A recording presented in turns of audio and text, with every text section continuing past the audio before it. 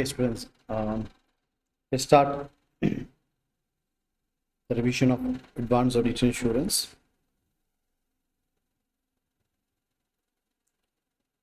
Okay, before moving to the session, right? Let's rectify your doubts, whatever the things that you have, whatever things you want to do, right? So just share that with me. So we'll discuss and the revision material, I shared after the session into the WhatsApp group. And I want to put one more extra class to cover up some questions also, right? So first of all, what you need to know, like whatever the doubts that you have, because mostly you all are self-study students, right? So my plan is like to discuss how to prepare for exams.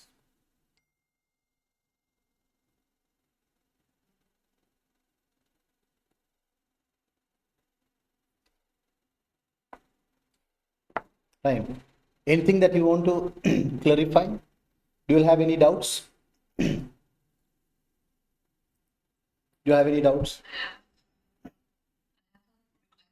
Okay. I want to. So I have basically finished covering all the videos and technical articles from ACCA and stuff like that. And so from tomorrow, I'll be starting the revision kit. I want to know which questions to prioritize there if you have any idea, so I can just focus just on a couple and then put all the energy towards that. Fine, good. Yeah. If you take advanced audit and assurance paper,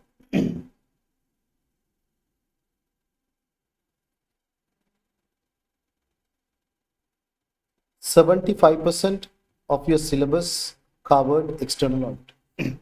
75% of your syllabus covered external audit. Okay. And 25% of your syllabus covered other assignments.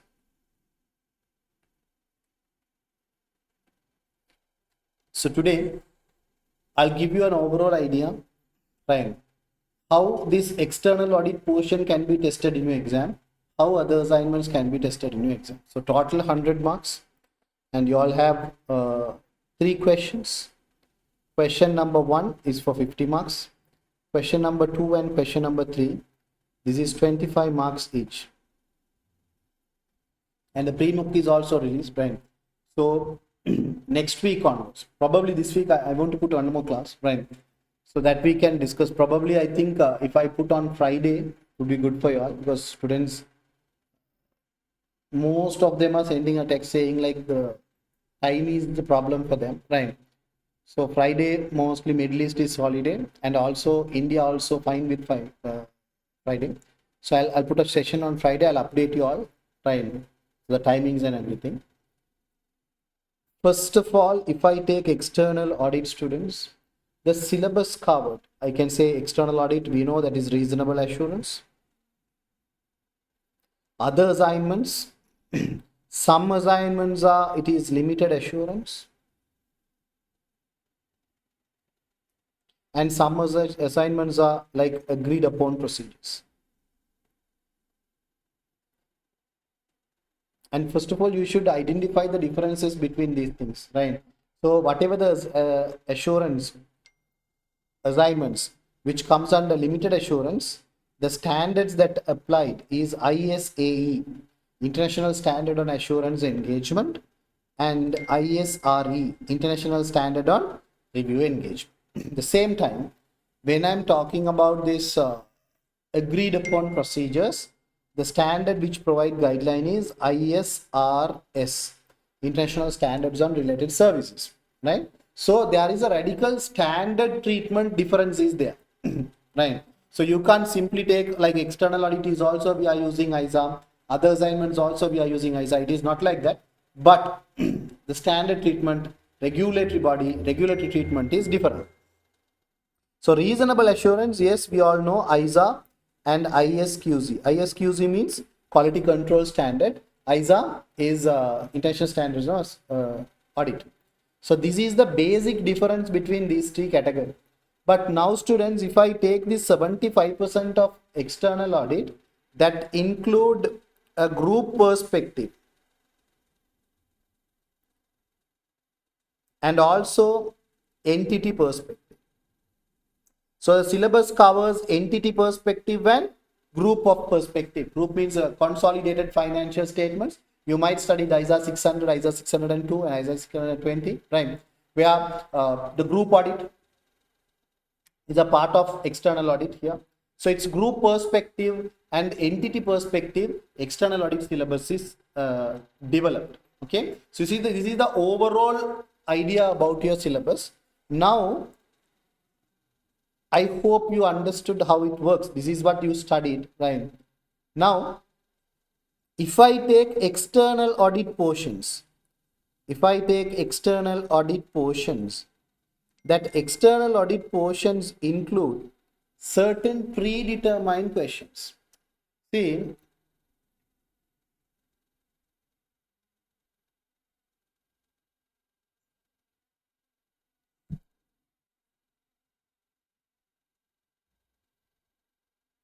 if you take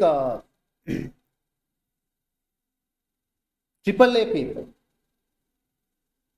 questions are predetermined.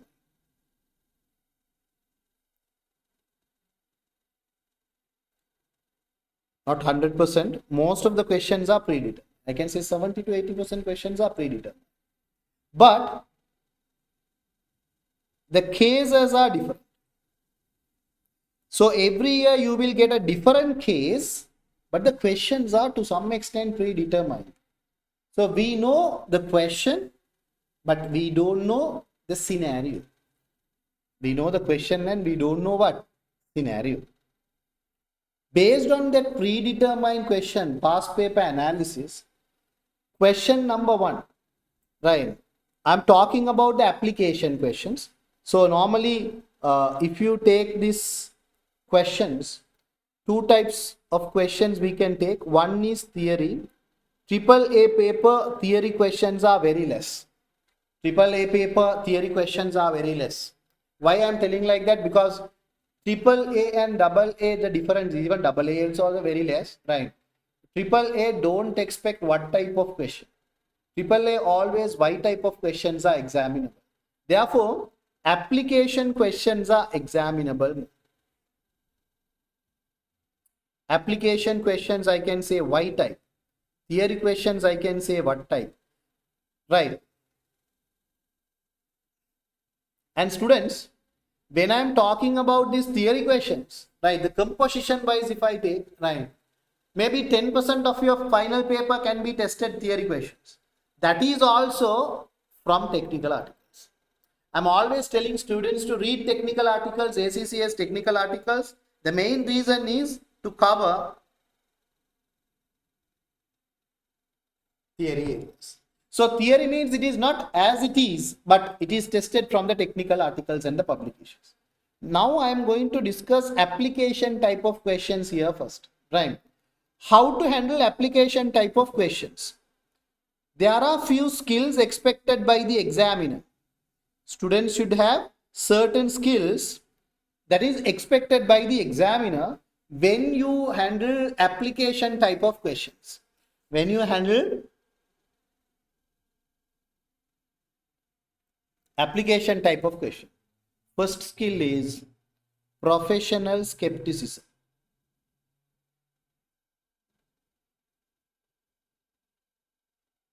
Second one is professional judgment.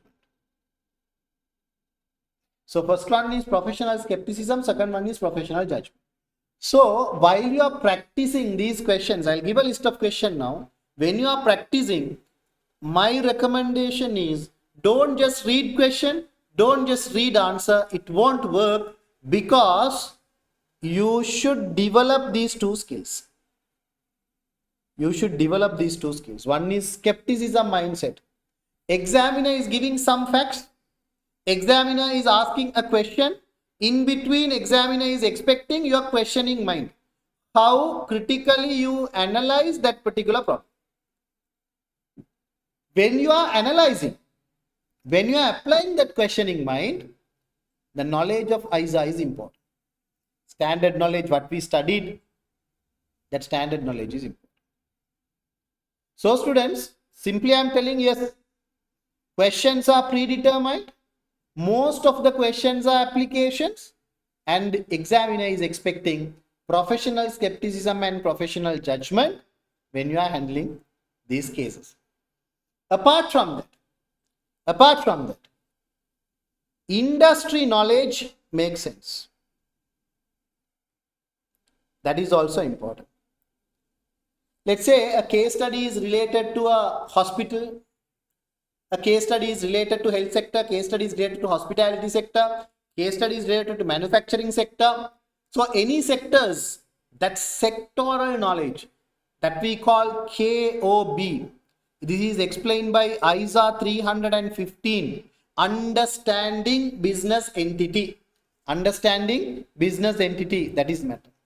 So I'm always telling students, if you are working, yes, definitely you have some exposure over industries. So try to read more case studies to develop cross-industrial exposure. Cross-industrial exposure. Because if you are working in a manufacturing sector and the case study is also a manufacturing organization, you are really lucky. Why? You have more industry exposure. So industry knowledge plus the skills required here, both are matters when you are analyzing the case studies. So students score less marks because of these two skills. Now let's look at the questions. The first, there are 6-7 questions available. First one is ethical, professional, and quality control issues. Quality control issues. The first question is ethical, professional, quality control issues. They will give a scenario and commonly they ask you to identify ethical, professional, quality control issues. I'll explain this later in a while. I'll explain these ethical issues and all in detail.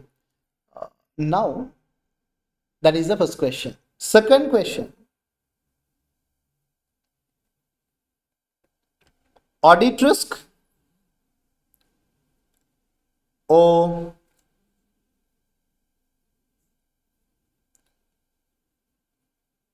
risk of material mistake. Maybe this can be tested for 10 marks, 10 to 15 marks. Audit risk or risk of material mistakes. Third question, business risk. Third question is business risk. Third question is business risk. Normally earlier, old past paper, if 1 year audit risk means another year business risk. 1 year audit risk means another year business risk. But now, audit risk and business risk, same case study. Same case study is given and examiner asks you to identify audit risk. Based on the same case study, examiner asks you to analyze the business risk. So how to differentiate this? What is audit risk and what is business risk? How to write answer? How to differentiate it? Everything I'll explain. Everything I'll explain. Okay. Fourth one,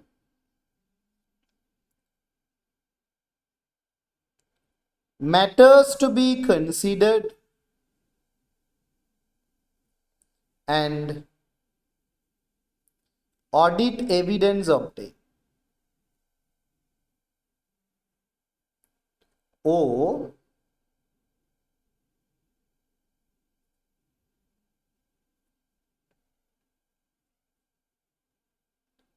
matters to be considered and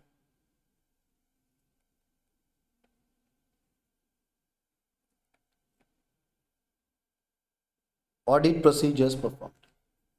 So sometimes students might think, okay, sir, you are telling matters to be considered and audit evidence, matters to be considered and audit procedures. Fine. That question form is again repeatedly tested, right? From where we didn't study something like this in the theory. Don't worry. I'll tell you what topics should be covered, these things, especially audit evidence, substantive procedures. In audit and assurance skills level, there's a topic called test of controls, right? So to some extent planning, all these topics covered by this question. So if you know those topics, And if you know the industry knowledge and KOB, right, it's easy to write answer for this. Next one.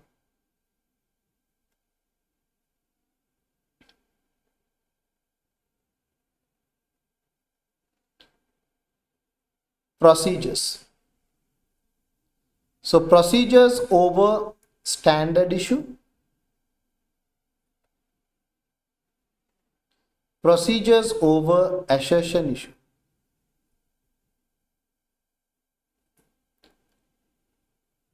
You understood what I'm telling you? Like, see, if you look at audit and assurance paper, substantive procedures, straightforward questions. But here also we are getting procedures question, but the procedures question are case study related questions. That case study include a misstatement. That misstatement is created in terms of a standard non-compliance or assertion based issues. So that type of question definitely tested in terms of what? Procedure. Okay, next one.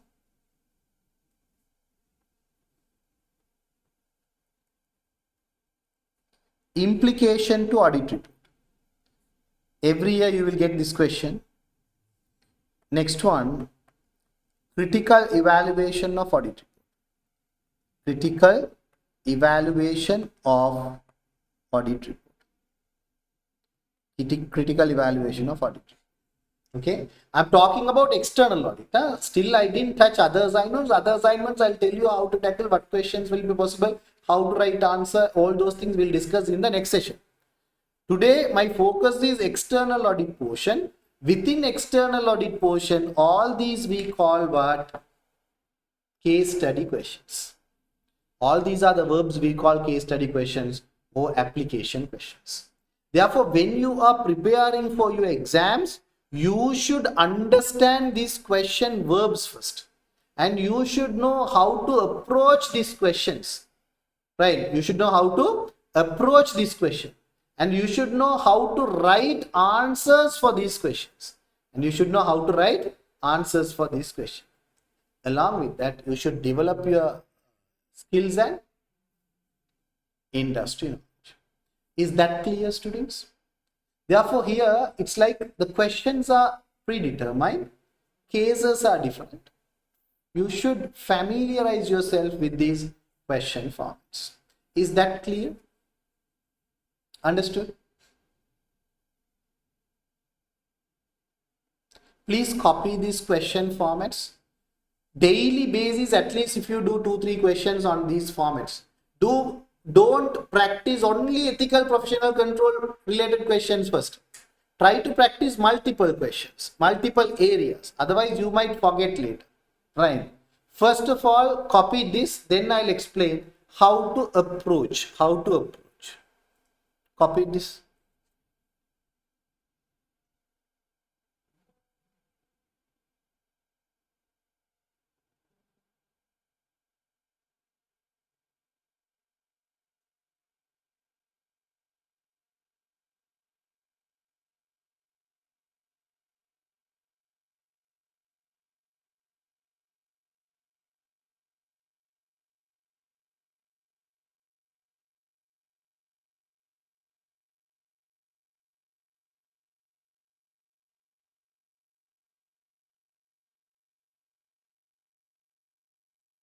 Copy this.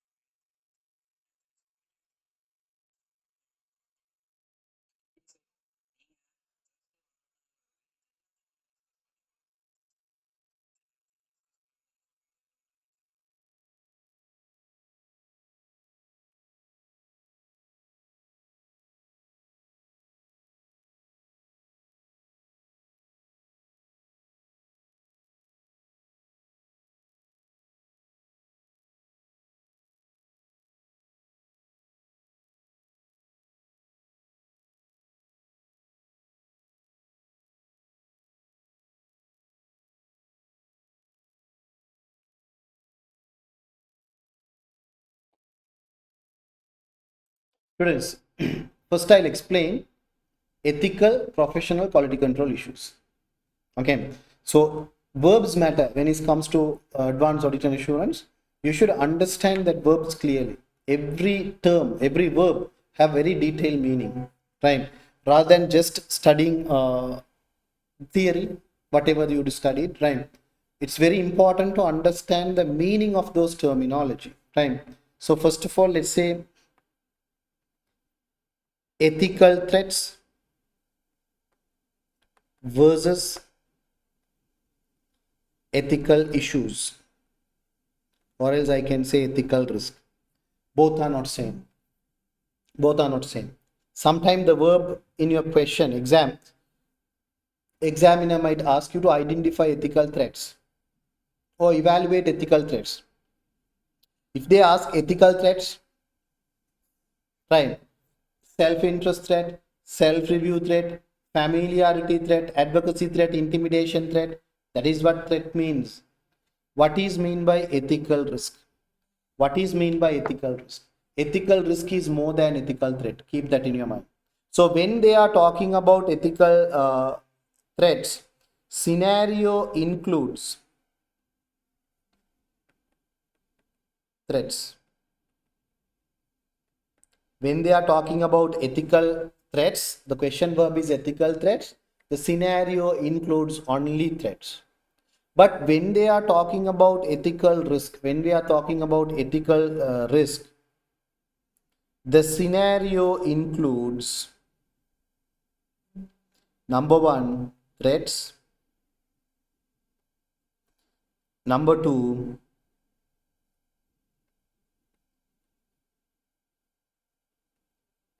non-compliance with code of ethics. Non-compliance with code of ethics. And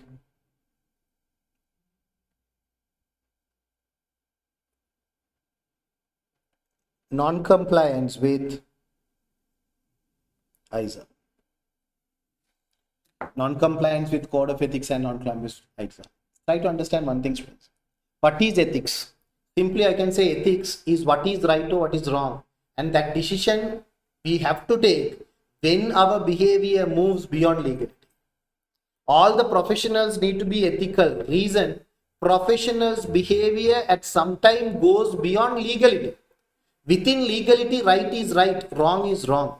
But when your behavior moves beyond legality, for example, let's say a doctor, he going to do a surgery at a hospital, right? So from home to hospital, he is driving a car.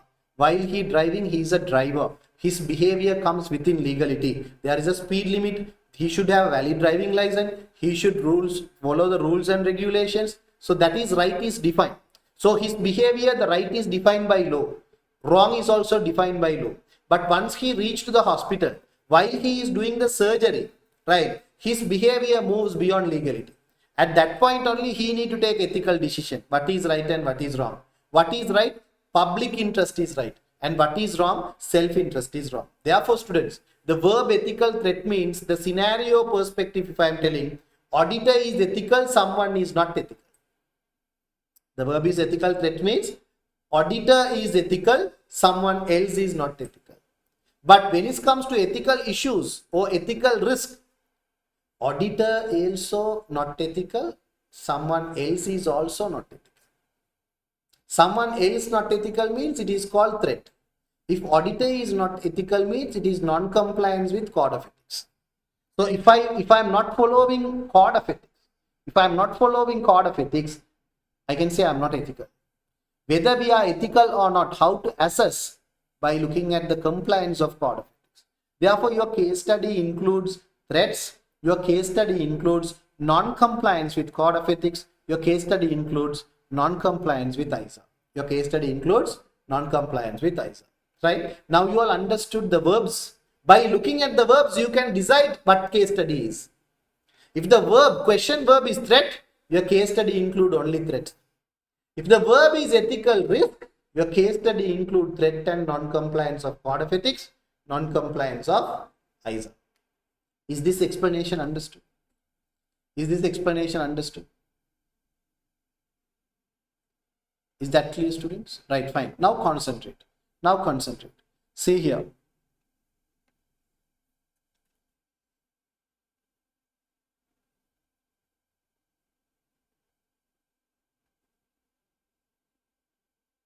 Let's say there is an audit firm. Let's say there is an audit firm. This audit firm is auditing a client. Let's say client name is X. Client name is X. Now, finance director. Approach audit partner. Finance director is approaching audit partner. Finance director said audit fee based on PBT, 10% of PBT. Okay. What is the threat? What is the threat here? Finance director is telling, okay, audit fee is based on 10% of PBT. My question, what is the threat here? See the verb. Verb is threat. Threat means yes. Partner here in this case, assume partner is right. Someone else is not right. He is disturbing the partner. That's why it is called threat. Who is someone else? That person we call finance director. My question, what threat here? How you going to write answer? What is the threat here? How we going to write answer? Exactly, self-interest threat. But students, when we are writing a threat, there is a way to write answer. Answer structure in audit paper, advanced audit paper, put a heading. I am putting a heading, contingency fee. I am putting a heading, contingency. Then I am writing, yes, contingency fee, that will create self-interest threat. That will create self-interest threat. I am writing what threat it is. Then I am assessing the significance. See, the finance director is influencing partner that audit fee is based on the performance of an entity. So, why the risk is significant? Why here the threat is significant? Because now both auditor and management try to manipulate financial statements in order to overstate profit, in order to maximize the audit fee. Therefore, this threat is significant. And also you should explain what is the safeguard in this case. Safeguards are explained by International Ethical Standard Board. So the safeguard, International Ethical Standard Board clearly said no contingency fee is prohibited. Contingency fee is prohibited to financial related work. Whatever the assignments or work related to financial statements, it is prohibited. That is what the safeguard given by International Ethical Standard Board. All these 3 points should be right in one paragraph. That's how you should write answer. Now you all understood if the verb is threat, how to write answer. Is that clear? Put a heading and write down and assess the safeguards. Don't forget to write the significance. When you are writing significance, you are applying professional judgment. Because normally when I read students' answer, their answers are like, okay, contingency fee, self-interest threat, it is prohibited. But if you read Kaplan's revision kit, if you read BPP revision kit, if you read Study Hub's answer, examiner follow these 3 steps when you are writing ethical threats. Now, let's take another story. Same audit firm, same X. Client is X. Now, here, audit firm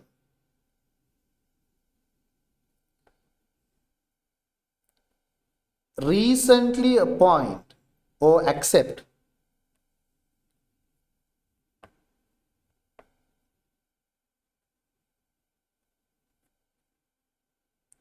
new audit client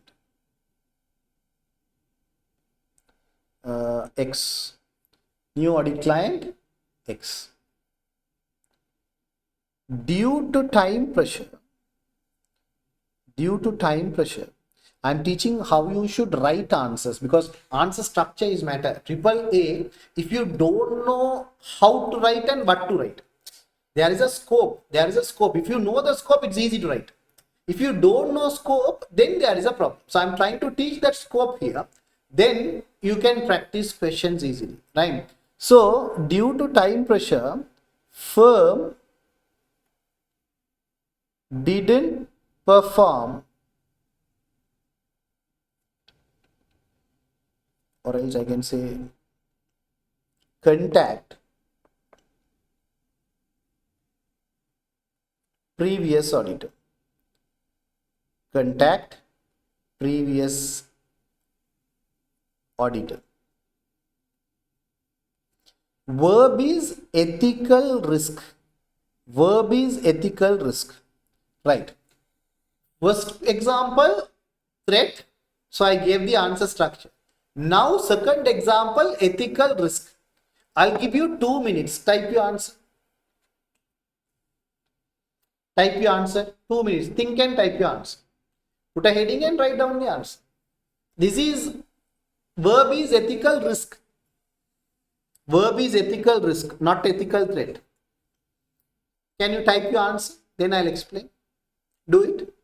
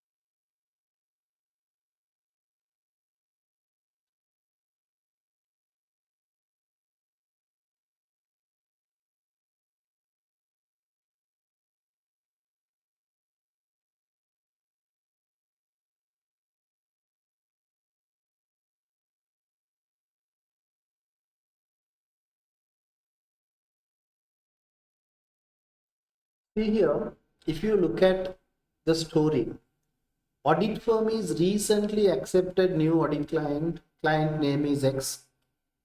Due to time pressure, the firm is not contact previous auditor. If you look at here, no threat. Because who didn't contact previous auditor? Audit firm. So here the problem starts from auditor's side. Previous case example, the problems come from finance director. That's why I'm telling, if the verb is threat, someone else is not ethical and he try to influence us. If the verb is risk, Someone else may not be ethical also, we may not be ethical. The problem is from our side or problem is from the other side. Both possible under ethical risk. Therefore, it is not a threat. It is not a threat. But try to understand one thing.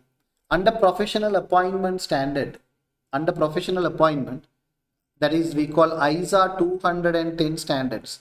This is comes under professional appointment. So ISA 210, the standard said, before you accept a new audit client, you should consider several factors. One of the factor is professional clearance. Right? There are a lot of factors we need to consider. Money laundering, integrity of management, resources, basis fee, reputation of the client,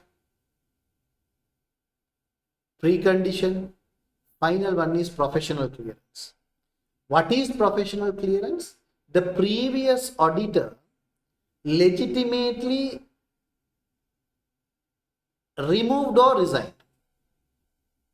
Previous auditor legitimately removed or resigned. If they are not legitimately removed or resigned, then only problem. So every auditor, before they accept a new audit client, they should ensure the previous auditor is resigned or removed legitimately. The previous auditor is resigned or removed legitimately. But here we fail to comply with ISA 210. So when we are not complying with ISA 210, it is an ethical issue, because in this case, non-compliance with ISA. What is the standard? 200. What is the standard? 210. Therefore, standard knowledge is also important if you are doing ethical questions. Now you all understood how to write answer. Let's put like this. Professional clearance heading. When I put professional clearance, the examiner will realize, okay, the student identified this as a non-compliance. The students identified this as a non-compliance. So when we put a heading like professional clearance, after that I should explain the issue. What is the issue? Yes,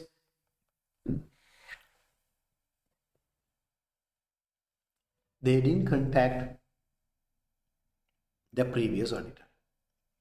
So when they didn't contact the previous auditor, that will create a problem, and you should explain non-compliance.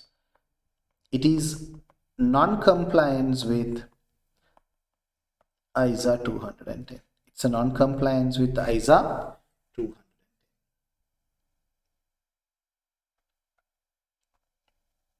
Therefore, what is the safeguard here? Comply with ISA 210 only. Comply with ISA 210. So when I'm writing answers, students, I'm explaining, okay, fine. Entity, due to time pressure, they didn't contact the previous auditor.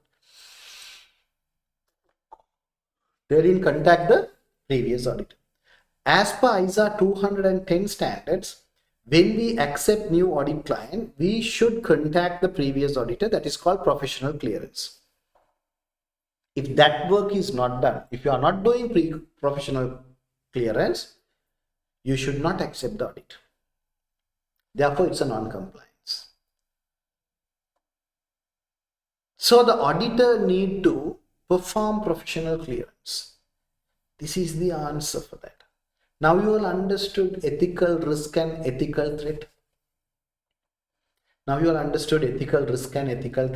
So ethical risk means non-compliance of standard is there, non-compliance of code of ethics is there, also threat is there. If you understood this, it's very comfortable to write the answer. These are the two verbs possible in your exams. So if you understood these two verbs, you can write answers easily.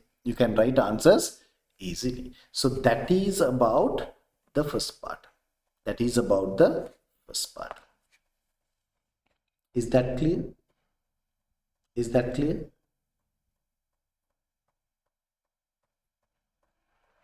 Now let's move to audit risk and risk of material misstatement. If the verb is audit risk, or if the verb is risk of material misstatement. Risk of material misstatement. The verb is audit risk, verb is risk of material misstatement. See here, audit risk means the chances of auditor to provide inappropriate opinion. So AR, audit risk, is equals to inherent risk, control risk, detection risk. So if the audit risk, if the question verb is audit risk, if the question verb is audit risk, your scenario includes inherent risk and control risk and detection risk. But according to the past paper analysis, 70% to even 90% of your case study examples are what basis? Inherent risk only. So 90% of your case study is what risk? Inherent risk. 90% of your case study is what? Let's say first question, a 50 marks question that include audit risk case study. 90% of the case study factors are covered inherent risk only. If I take inherent risk, students, that include two things. One is complexity in the nature. Number one is complexity in nature. Two is complexity in transaction. First one is complexity in nature. Second one is complexity in transaction. 99% of your case study is complexity in transactions. Complexity in transactions. Now concentrate. Transaction become complex because of two reasons. One is standard non-compliance. You are not following standard non-compliance. Transaction become more complex because of standard non-compliance or assertions issues.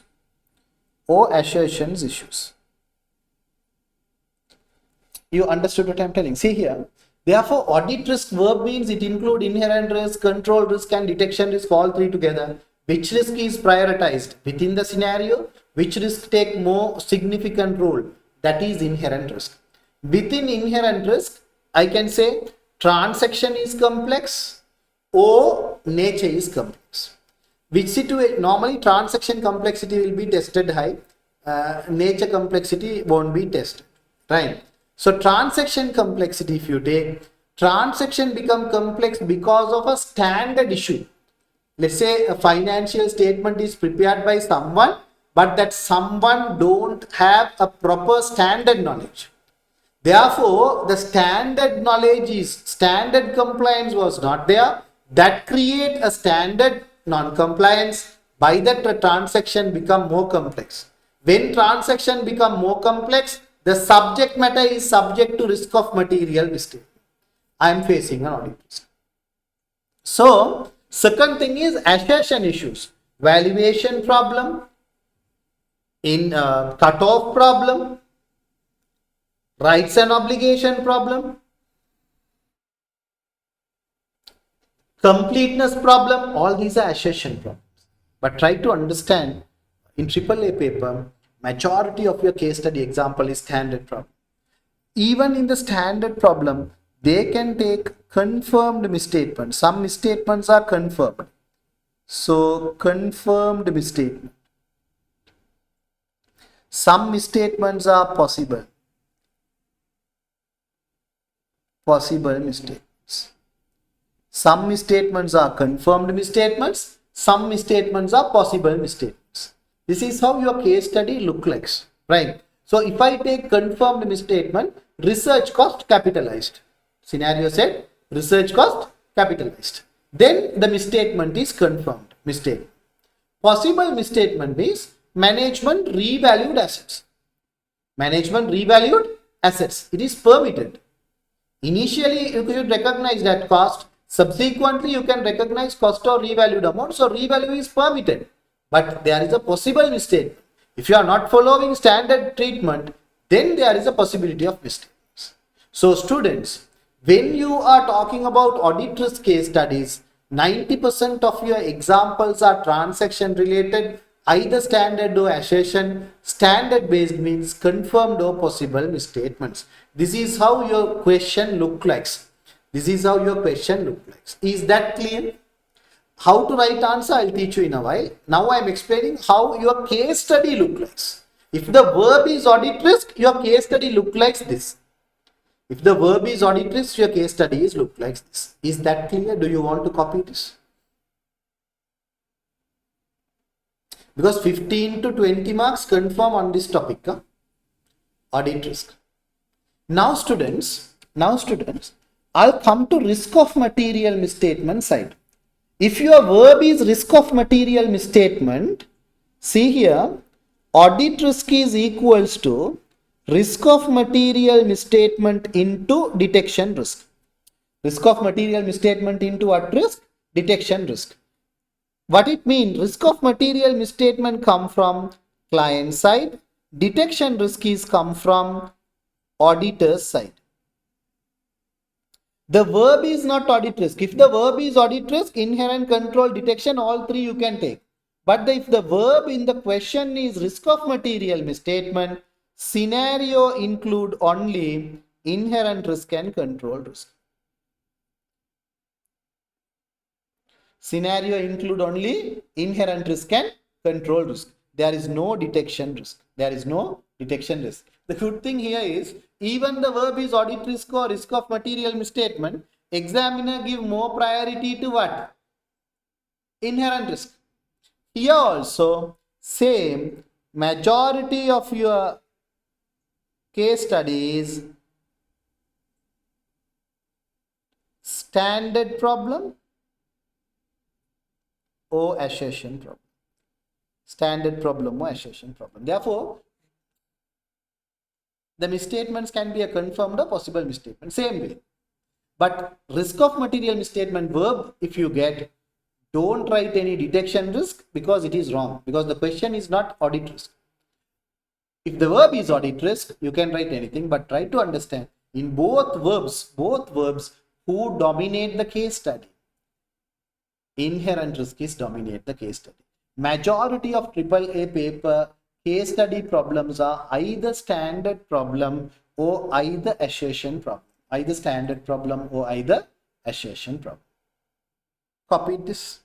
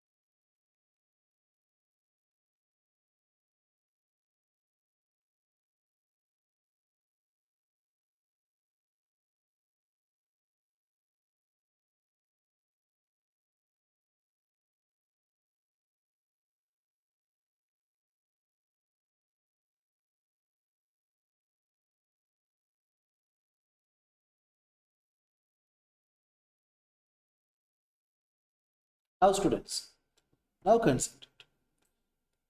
So far, I explained the verbs. I explained what is ethical issue and what is ethical risk. Professional and quality control issues, I'll tell you later how to approach that. Second one is I explained the verb what is audit risk and explain the verb what is risk of material misstatement. Either audit risk or risk of material misstatement, how to write answer. There is an answer structure. There is an answer structure. Let's discuss this answer structure, because why I am giving this answer structure to set a scope. It is not mandated. If you look at Kaplan answers, if you look at BPP answers, study hub answer, examiner cover these components within your answer. Because most of the AAA students, they don't know to what extent to write. Scope is problem.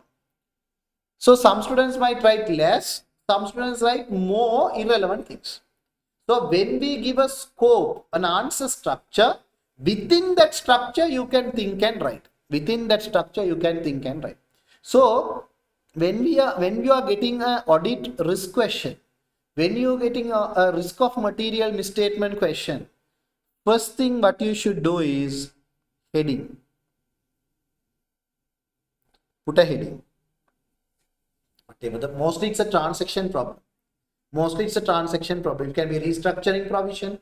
It can be a warranty provision. It can be an intangible asset. It can be a revaluation, or it can be a cut-off issue. It can be an existence issue. So you put a heading. Then explain the issue. Don't write paragraphs. I'm telling one answer include all these points. Right? Explain issue. I told you mostly the issue is inherent risk. And most of the time it can be a possible misstatement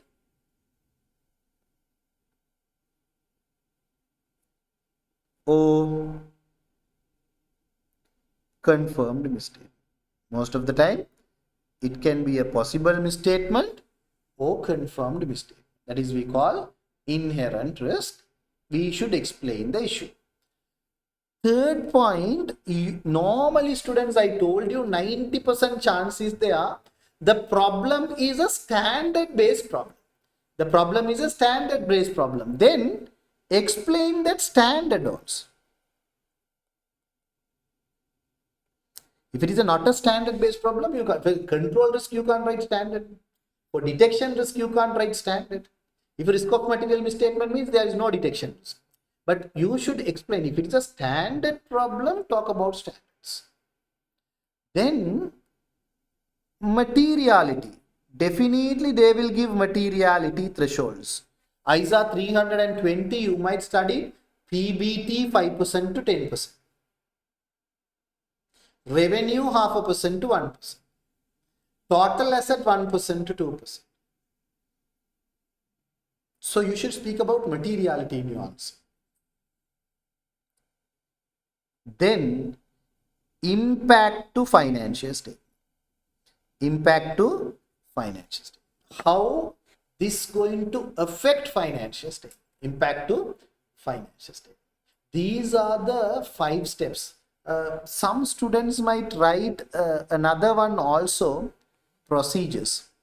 In that situation, auditor, what procedure he should perform. In audit and assurance paper skills level, you might study response, risk and the response. So response is a procedure.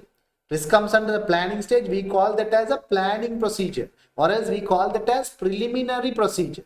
Right? So you can write that also, but don't forget one thing. When you are writing all these things into one paragraph, let's say redundancy provision. There is a problem given, redundancy provision. So put a heading redundancy provision, explain the issue, explain the standard, materiality, impact to financial statement and procedure. Try to understand one thing. Don't write too much things, you may run out of time. I gave the scope. Within this scope, you should write things precisely. Most of the students make a mistake. They are really good in SBR. When they are trying to explain the standard, they try to write a lot. Don't do that. right? Quantity and quality should be managed properly. A proper mix should be there in terms of quantity and in terms of the quality, right? Now you all understood answer structure for audit risk and risk of material misstatement. Is this clear? Now you know how to write answer. When you write in this way, students, I gave the scope. When you write in this way, easily you can score more marks. Easily you can score more marks, full marks. Because students are, they're telling, okay, some students after exam they are coming and tell, sir, paper was easy, very easy, I finished. But you are not writing sufficient answers. When it comes to results, 44, 45, 49. Therefore, first of all, try to understand to what extent you should write, then apply your judgment. Is that clear? Right. Copy this. This is the answer structure for audit risk and risk of material mistake. Audit risk and risk of material mistake. Audit risk and risk of material mistake. Okay. So just I want to check the way of your writing. Okay. Because we don't have much time. So I want to check way of your writing. So I'll give a small example. I'll give you a small example and I want to know how you are writing that, right? So I'll give you a small case study, right? Let's take year end is 31st December 2022. Profit before tax is 3 million. Profit before tax is 3 million. And all the standards, IAS 1 to IAS 41, IFRS 1 to IFRS 17, all the standards you should be thorough. Because without having a standard knowledge, you can't identify issue. Because most of the issues are inherent risk, transaction related problems, it is not possible to identify, right? So profit before tax is 3 million, year end is 31st December 2022, right? During October 2022, fire accident.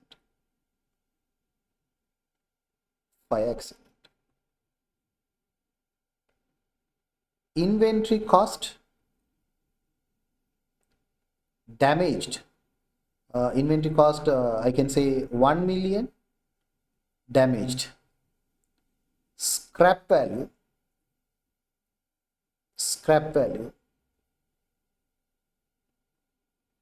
200,000. Scrap value 200,000. Insurance claim submitted for 800,000. Insurance claim is submitted for 800,000. Finance director recognize this claim as income. Finance director recognize this claim as income. This is what given. Okay. It's a very simplified story. Yeah? Very simplified story. Right? And try to understand one audit risk you are getting 2 marks. For all these 6 points you are writing, right? How many marks that you are getting? Only 2 marks. So don't try to expand a bit. Try to write precisely. Okay. Try to write audit risk. Question is audit risk. At least one audit risk write down if it is possible. Based on this particular format. I gave a format, put a heading and write down the answer. I'll tell you what is the mistake and then I'll give you the answer. Then you can compare this. Don't forget to practice this part. Daily basis you should practice one audit risk. 20 marks is confirmed. That is 20% of your paper. Right? I'll give you 5 minutes time. Do this. Please type your answer. Please type your answer.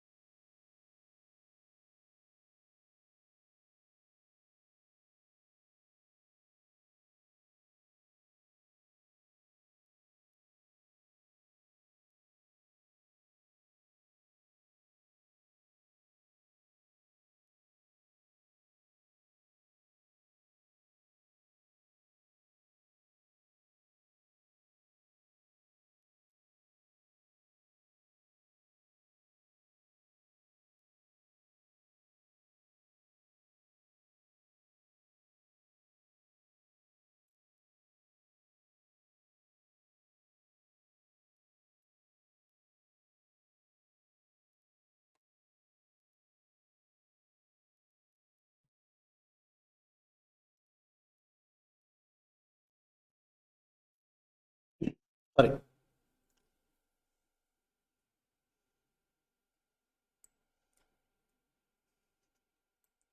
So there are two problems here.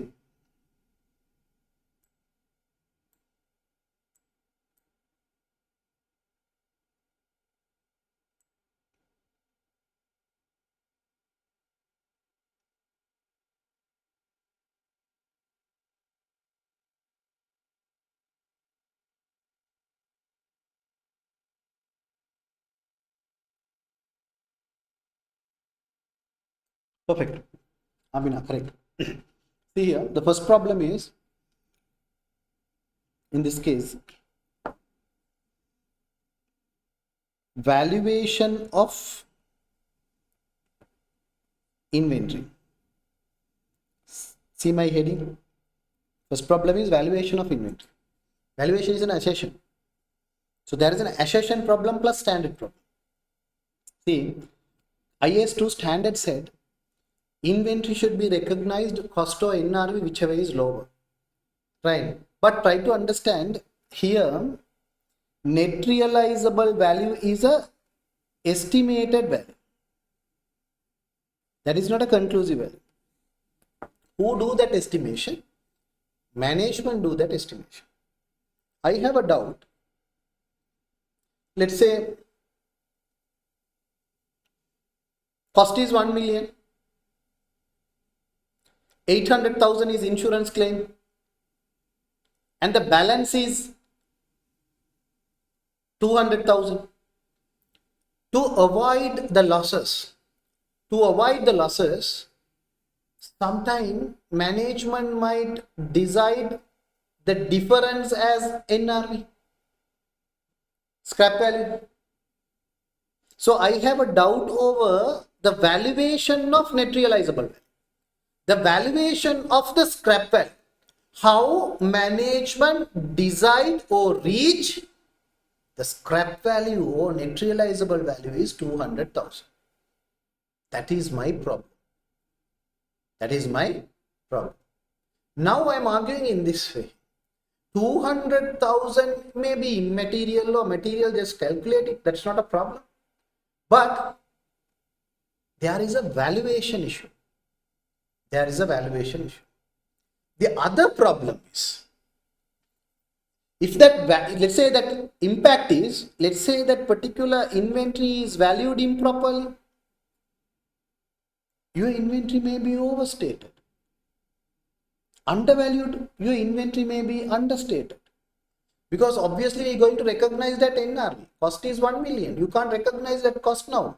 You should recognize that NRV. If the NRV is having a valuation problem, still there is an issue in terms of financial statements. Profits may be over understated, inventory may be over understated because of what? Valuation of net realizable value.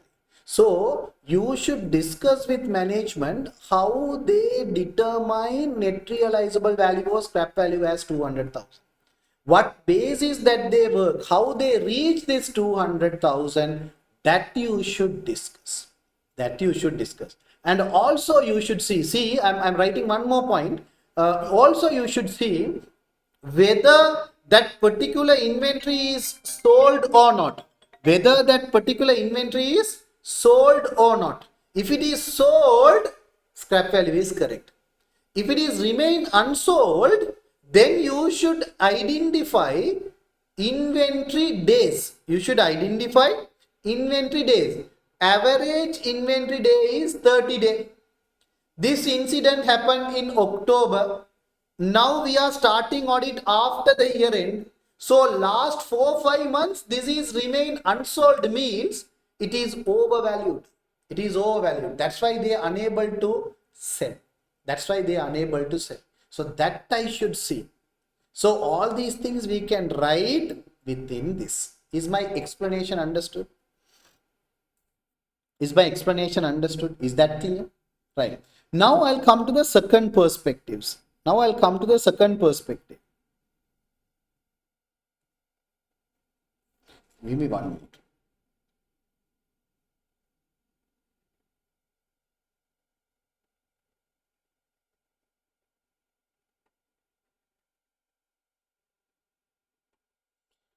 Now the second perspective is insurance claim. If I take insurance claim, IAS 37 standard set insurance claim as contingent asset. So contingent asset, if it is virtually certain, 100% confirmed, then only you can recognize it as an income. The double entry is receivable debit, income credit.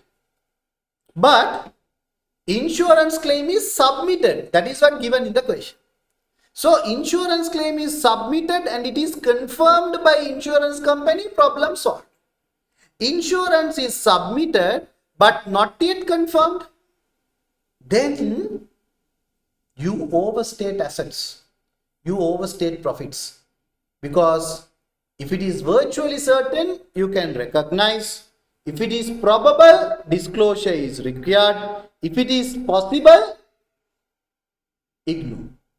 That is a treatment, standard treatment. So, if they didn't confirm, insurance company is not confirmed, but if you recognize it as an income, it is a confirmed mistake. It is a confirmed mistake. So the safeguard or the response is what? What is the response? The response is simple. That is also you can include here. The response is discuss with management whether insurance company is confirmed this claim or not. Or else you can see the insurance company's confirmations also to ensure whether it is received or not. Okay? Understood how to write answer now?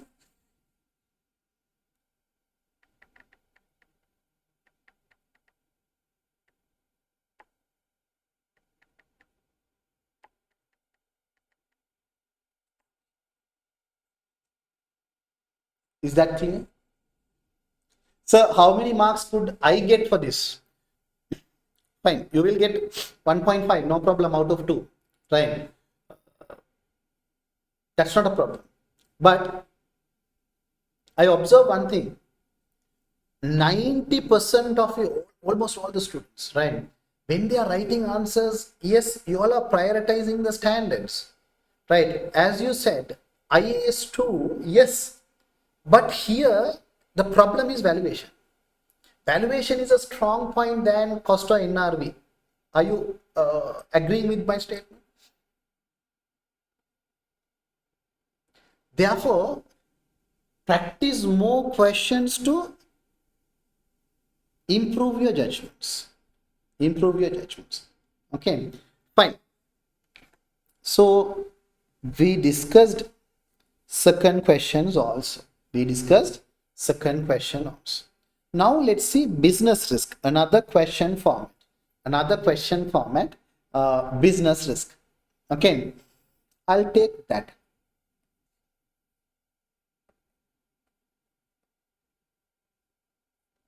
Business risk.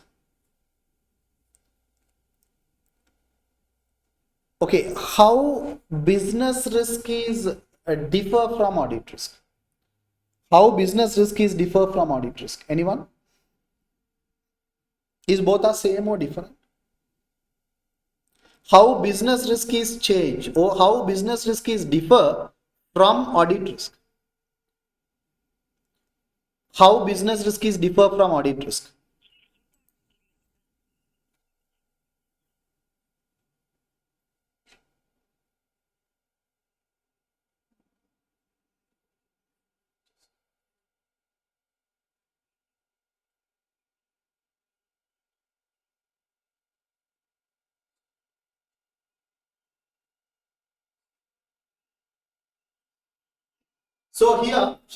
So here, if you look at business risk is differ from audit risk.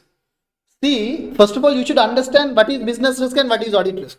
Most of the students write answers interchangeably, right? Most of the can you hear me? Oh, sorry. Okay, sorry.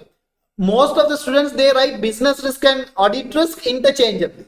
First of all, we need to understand what is audit risk and what is business risk.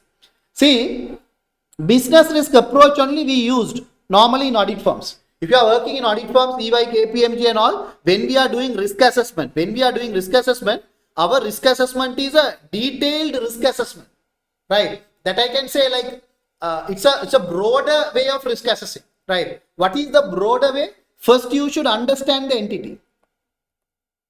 So entity based risk is business risk, because if any risk affect the entity, there is an impact to financial state. Then come to subject matter. Subject matter is your financial state. That is affect with audit risk. That's why business risk is organization perspective. It's a broader lens. If you are assessing risk with organization perspective, it is a broader lens. Too detailed. If you are looking at audit risk, narrow lens. If you are looking at audit risk, narrow lens. Nowadays, big four companies, first they start with business risk and they move towards audit risk. That is a correct approach. We can effectively reduce detection risk. That's the best risk approach, but time consuming and you should need more resources. Only focusing on audit risk is a narrow lens. You are looking at only the impact to financial statement. So students, when you do a business risk, after that if you do an audit risk, there are certain matters which is not captured by financial statements identified by auditor. You are looking at narrow lens, only financial statement, whatever only affect financial statements only you are taking. But when you are doing a business risk, yes, it's a broad approach. You can able to capture certain risk which is affecting entity, but not affect financial statements. Not captured by financial statements. That is what we put under a paragraph called in audit report, other matter paragraph. There's a paragraph called other matter paragraph we record there. So, audit risk answers, I gave you answer structure. For audit risk answers, I gave you answer structure, impact to financial statement. Audit risk answer structure is impact to financial statement. But business risk, you can't do that. Business risk, what you should do is simple. Business risk. Is it clear business risk and audit risk? What I explained, understood? That comparison understood? Don't think business risk is not, we are not focusing on business risk. Auditors are focusing on audit risk. No. Auditors should focus on business risk. Right. When I teach advanced audit and assurance, when I teach audit and assurance, I become more masters in audit. You understood what I'm telling? So that is broader perspective. See here.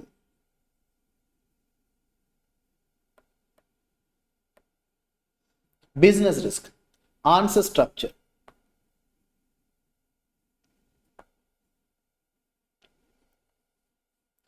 First, you should assess risk. Earlier in this SBL, Strategic Business Leader paper, you might study risk assessment.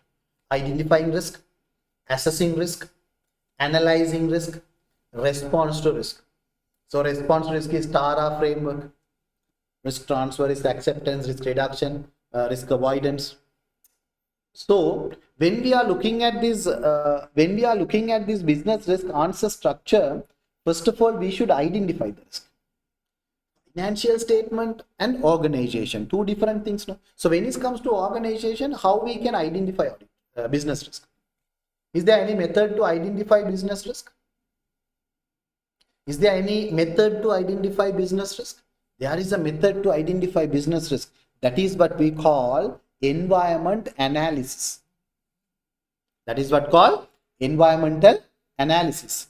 First of all, when you take a scenario, looking at a scenario, apply this assessment, environmental assessment.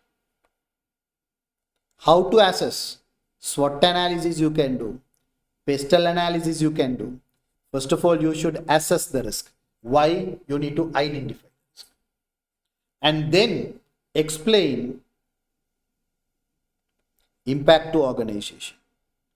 Explain impact to organization. Don't explain in terms of financial statement.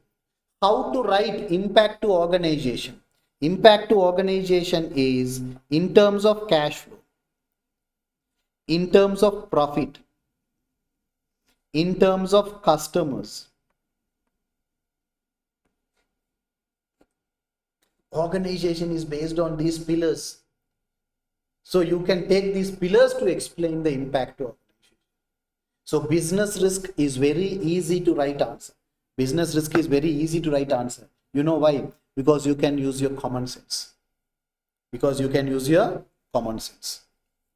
But audit risk is not like that. Audit risk is not like that. Is that clear? Therefore, students, always when you are getting a business risk, simple, again, put a heading. You can keep any heading, suitable heading, and do an assessment and try to identify the impact and write it down. This is how you should approach business risk. But the problem is, before 2015-16 year, before 2015 or 2016, if one past paper, if examiner asks audit risk, the other examiner will ask business risk. But now, after 2016 past papers, same scenario, part 1 is audit risk, part 2 is business risk. So, when you are reading a case study, it's your duty to understand financial perspective, financial statement lens, organization perspective lens. In broader lens and narrow lens, both perspective you should read that case study. That is the most difficulty. Right. So when you are reading the same case study line, think financial statement perspective when you are writing audit risk. Think organization perspective when you are writing business risk. That risk is there. So is it clear? Answer structure understood? If they give a case study and they ask only business risk, no problem. If they ask only audit risk, that is also no problem. But if they gave same case study and ask audit risk and business risk together, part 1 audit risk, part 2 business risk, then only problems start. Then only problems start. You all understood what I said? Is this clear? Right. Now students, I hope you all copied this. Now I'll give you a small case. That case is common for audit risk and business risk. Part 1 is audit risk, part 2 is business risk. You should apply your judgment and you should structure your answer. Okay? Right. Right. See, example.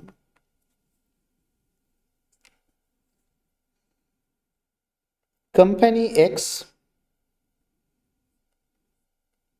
breach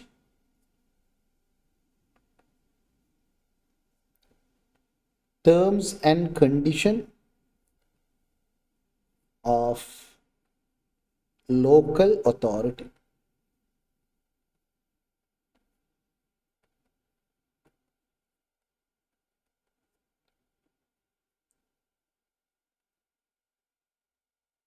This will significantly affect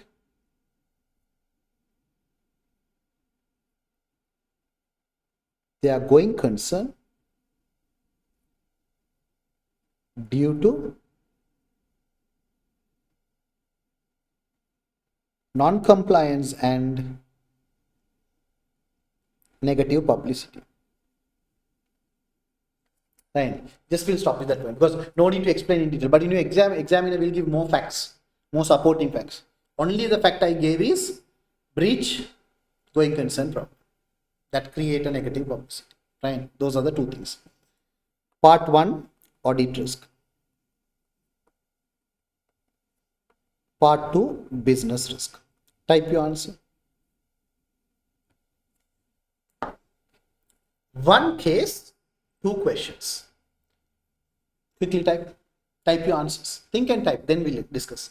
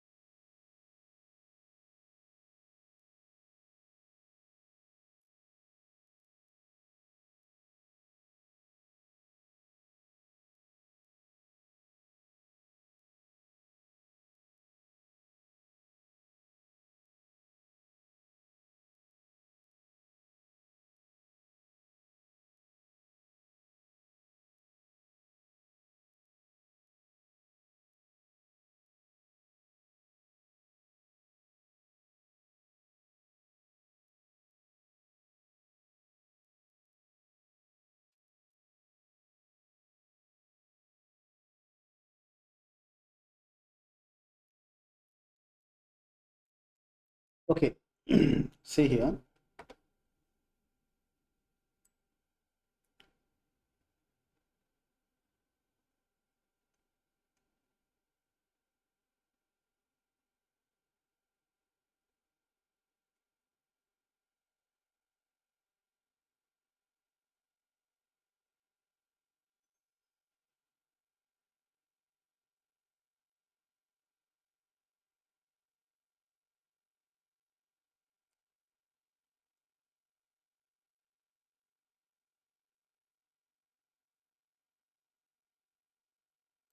Correct. Good.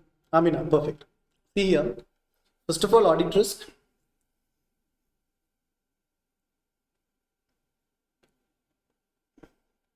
Basis of preparation get affected. Financial statement basis of preparation get affected. There is an assertion called presentation. So presentation get affected. There is a standard called IAS 1. IAS 1 speaks about going concern. When there is a material uncertainty, sufficient disclosure need to be made. When the entity is not going concern, financial statements need to prepare breakup basis. So there is a non-compliance of IAS 1 requirement also. You can argue all these ways. And financial statement misstated if you are not doing this. And you should perform procedures over going concern. You can't just agree the statement, right? They are telling it's a significant breach. You should study about this. For that, you should perform procedure. So procedures are clearly explained by ISA 570 going concern. That you should do going concern procedure. And professional skepticism matter. When it comes to business risk, right? Again, going concern. Negative publicity because of this.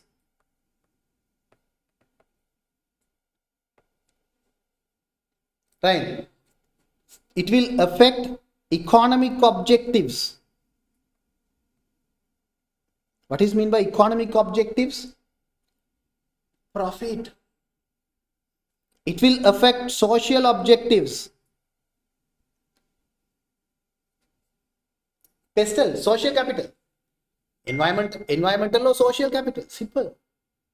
Because people do not want to work in this company because of the negative reputation. Because the company do not give that reputation to the employees. By that, overall objective of the company is significantly impaired. Overall objective of the company is significantly impaired. See the lens. One is financial statement perspective, other one is organization perspective. Right? So, Amina, the answer structure is fine. Good. Right. Now, students,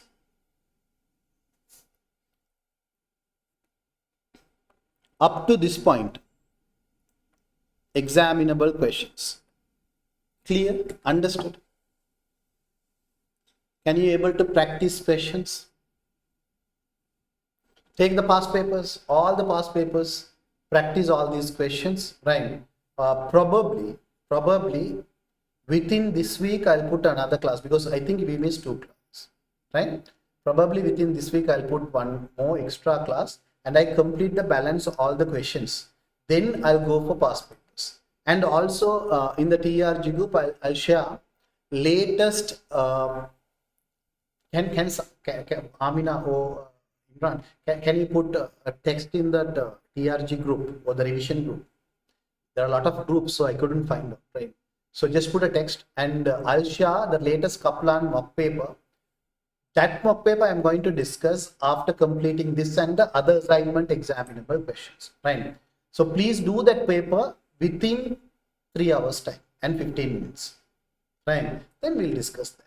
Okay. So with that point, I'll stop for the day today, right? So next class within this week, I'll schedule and I'll update you. Okay. Thank you very much.